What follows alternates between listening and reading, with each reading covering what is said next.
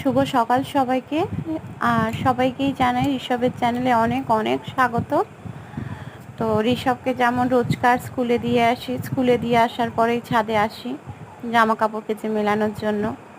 তো ফোনটাও সঙ্গে আনি একটু কিছু ক্লিপ নেওয়ার জন্য। তো দেখুন কালকে ছাদের গাছগুলোতে যত আগাছা ছিল সবগুলো পরিষ্কার করে ওদেরকে একটু খাবার দাবার দিয়েছি,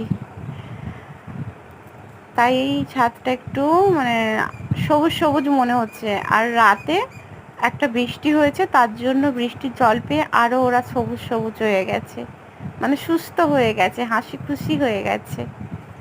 আর ওরা হাসি খুশি থাকলে ছাদে এসে আমাকেও ভালো লাগে।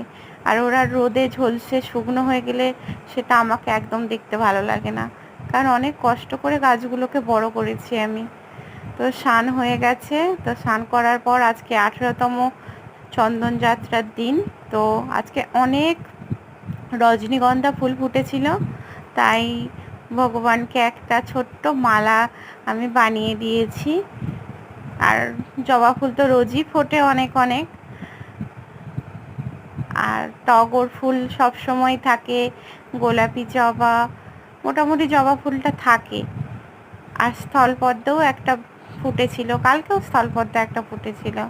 তো সবাইকে সেবা দিয়ে দিয়েছি, এবারে ভগবান সেবা গ্রহণ করুন।